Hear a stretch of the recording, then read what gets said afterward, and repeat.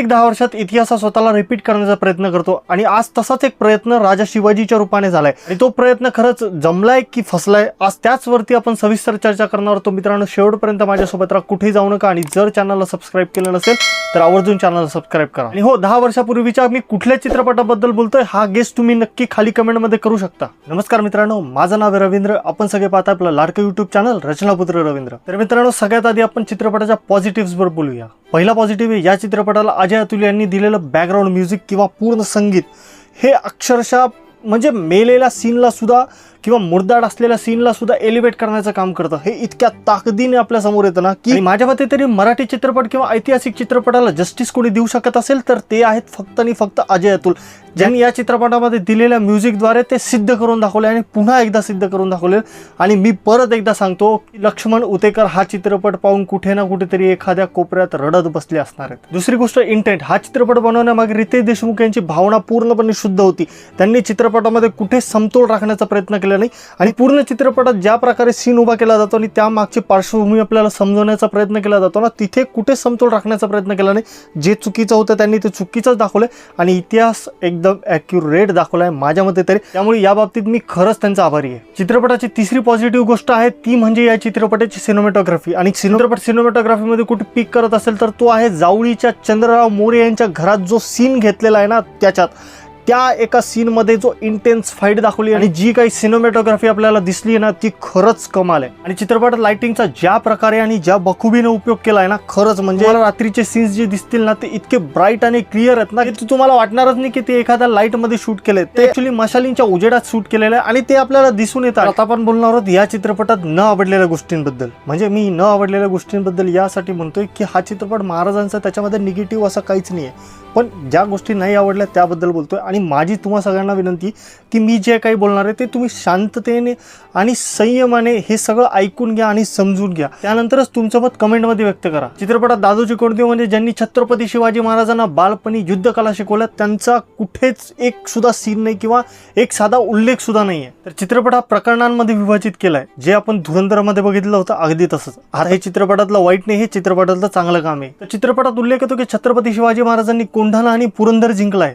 तर तो कसा जिंकला, त्यांनी काय स्ट्रॅटर्जी बनवली होती, काय केलं होतं याबद्दल चित्रपटात कुठेच उलगडून सांगितलं जात नाही. फक्त सांगितलं जातं की हे 2 किल्ले त्यांनी जिंकलेत, बस. चित्रपट चालू असताना बऱ्याच वेळा ग्लिचेस येतात. ग्लिचेस म्हणजे थोडासा अडकल्यासारखा होतो सीन आणि त्यासोबत चेहऱ्यावरती ग्रीन लाईन सुद्धा दिसत होत्या. आता हे सगळं माझ्या स्क्रीनवरती घडत होतं की बाकी सगळीकडे ते मला माहिती नाही, पण या सगळ्यांनी चित्रपट बघण्याचा एक्सपिरियन्स खराब होतो. चित्रपटाचा स्क्रीन प्ले तो बऱ्यापैकी, पण चित्रपटात आउटशाईन काय करत असतील तर या चित्रपटातले संवाद, हे संवाद जे आहेत ना ते तुम्हाला खरंच एक उत्साहवर्धक वातावरण देऊन जातात. हा चित्रपट कुठेतरी योग्य मार्गावरती जातोय. त्या चित्रपटामध्ये एक सीन असा दाखवलाय की छत्रपती शिवाजी महाराजांनी त्यांचे मोठे बंधू संभाजी राजे हे जेव्हा भरपूर वर्षांनी एकदा भेटतात ना, तर त्यावेळी चित्रपटामध्ये किंवा त्या सीनमध्ये जी इमोशनल डेप्थ पाहिजे होती ना ती पूर्णपणे मिसिंग होती. म्हणजे आपल्याला त्या दोघांना भेटताना बघताना सुद्धा असं बिलकुल मनातून वाटत नाही किंवा अशी जाणीव होत नाही की हे खूप वर्षांनी 2 भाऊ एकत्र आलेत.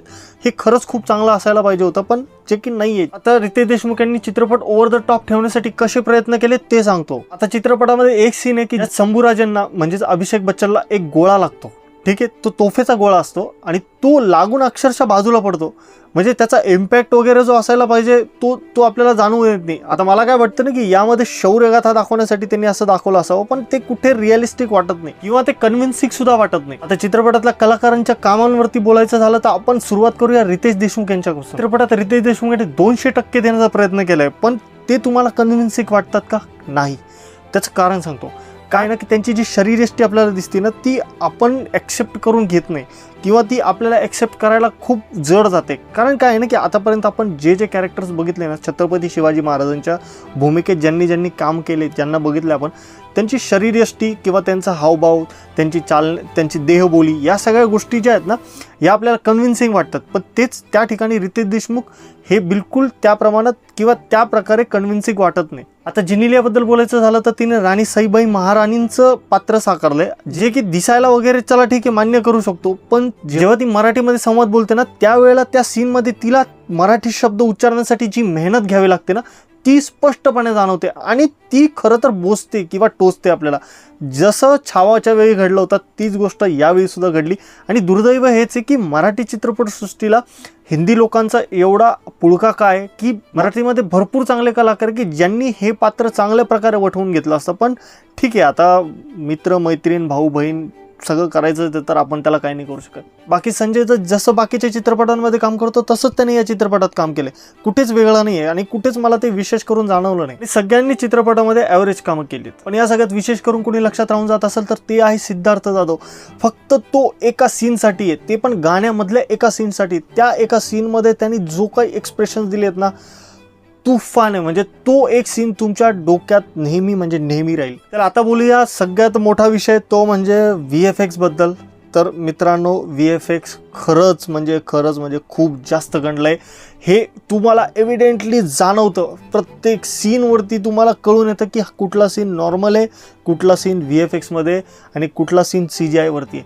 हे तुम्हाला लागलीच कळून येतं. त्यामुळे 50 करोड 100 करोड हे जे बजेट सांगितलं जाते ना, ते कुठे घातले आणि त्याला कसं जस्टिफाय केलंय मला काहीच कळत नाही. एकंदर काय तर राजा शिवाजी हा चित्रपट पूर्णपणे अजय अतुल यांनी आपल्या खांद्यावरती पेललाय. बिलकुल तुम्हाला सांगेल की हा चित्रपट तुम्ही नक्की म्हणजे नक्की जाऊन चित्रपटगृहातच बघा. बाकी या चित्रपटाला अजय अतुल यांनी दिलेल्या संगीतामुळे आणि रितेश देशमुख यांनी चित्रपट बनवताना त्यांचा भाव शुद्ध ठेवल्यामुळे 3 आउट ऑफ 5 स्टार देईल. मित्रांनो, हा होता माझा मच अवेटेड राजा शिवाजी या चित्रपटाचा रिव्ह्यू. हा तुम्हाला कसा वाटला हे तुम्ही खाली कमेंट करून सांगा. आणि जर तुम्ही चित्रपट बघितला असेल आणि चित्रपटाबाबतीत तुमच्या काय भावना आहेत त्या सुद्धा तुम्ही खाली कमेंटमध्ये व्यक्त होऊ शकता. आणि इथे चॅनलला सबस्क्राईब केल्याशिवाय जाऊ नका. तर मित्रांनो, भेटूया पुढच्या येणाऱ्या अशाच एका चांगल्या व्हिडिओमध्ये. तुर्तास धन्यवाद. काळजी.